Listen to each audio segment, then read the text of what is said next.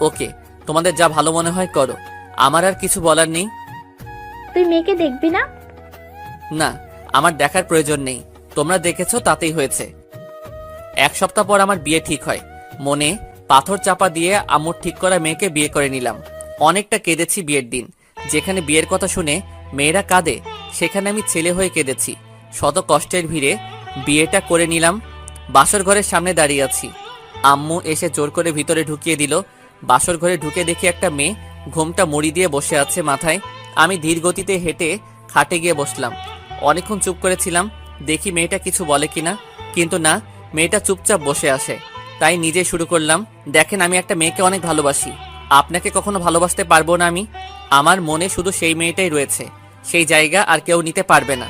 তখনই মেয়েটা মুখ থেকে ঘোমটা সরিয়ে লাফ দিয়ে আমার বুকের উপরে উঠে বসলো।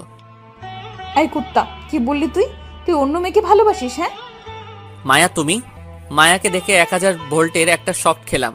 মায়া, তুমি এখানে কি করছো? কি করছি মানে? আমি তো তোর বউ। আম্মু তো বললো তিনার কোনো বান্ধবীর মেয়ের সাথে আমার বিয়ে ঠিক করেছে। আমি সেই মেয়ে। তুমি সেই মেয়ে হলে আম্মু যে বললো মেয়ে পর্দা করে। তো আমি কি করি? হ্যাঁ, সেদিন তুমি চলে আসার পর থেকে আজ পর্যন্ত কোনো বেগানা পুরুষ আমার চেহারা দেখেনি। পুরোপুরি আড়াল করে ফেলেছি নিজেকে।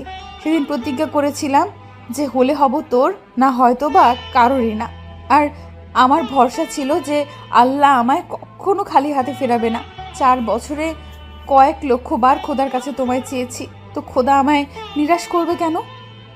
মায়া, আমার না বিশ্বাস হচ্ছে না। সত্যি? একে তো তোমায় আমি বিয়ে করেছি, দ্বিতীয়ত তোমার এই পরিবর্তন। সবটার পেছনেই তোমার অবদান রয়েছে। সেদিন তুমি ছেড়ে না এলে হয়তো আমি সেই মায়েই রয়ে যেতাম, কিন্তু না, তুমি ছেড়ে আসায় আল্লাহকে আমি চিনেছি। ধন্যবাদ তোমাকে। আর একটা কথা, আমায় কি এখনো তোমার গ্রহণ করতে অসুবিধা হবে? না, কখনোই না, বলে ঠুস করে টান দিয়ে মায়াকে নিজের বুকে নিয়ে নিলাম। মায়া, তোমায় নিয়ে আর একটা অভিযোগও আমার মনে নাই, কারণ তোমার এই পরিবর্তন আমার ভিতরের রক্তক্ষরণটাকে দূর করে দিয়েছে। আমার এমন মায়াকে দরকার ছিল। হয়েছে, বাদ দাও। এখন সব পুরনো কথা, নতুন করে শুরু করব আমরা। আচ্ছা, বাদ দিলাম, কিন্তু একটা কথা বলো তো, আম্মু আমায় ওনার বান্ধবীর মেয়ের কথা কেন বললো? কারণ এটা আমাদের প্ল্যান ছিল। তুমি কি ভেবেছো তুমি আমায় ছেড়ে চলে আসবা আর আমি তোমার খোঁজ নেব না? সেটা ভেবে থাকলে একদম ভুল করেছো। তুমি ছেড়ে আসার পর তোমার আম্মুর সাথে আমি যোগাযোগ করি। তারপর তিনি আমায় একটা রাস্তা দেখিয়ে দেয়। আমি সেই মোতাবেক আমল করি, নিজেকে পরিবর্তন করে ফেলি। আমি চাইলে তোমার সামনে আসতে পারতাম, কিন্তু তুমিও আমার জন্য বেগানা পুরুষ ছিলে, তাই আর সামনে আসিনি। নিজেকে কন্ট্রোল করে রেখেছি, তবে শেষমেশ তোমায় নিজের করেই পেয়েছি। এখন যত খুশি তোমায় আমি দেখতে পাবো। মায়ার কথা শুনে নিজের নামটাই যেন ভেঙে মাথায় পড়লো মতন অবস্থা। বাপরে বাপ, তুমি মেয়ে না অন্য কিছু? আমি তোমার বউ। মায়াকে নতুন রূপে পেয়ে কি যে খুশি লাগছে, তো কাউকে বলে বোঝাতে পারবো না। খুশিতে মায়ার ঠোঁটে চুমু বসিয়ে দিলাম। এই এই, কি করছো? কি করছি আবার? আদর করছি।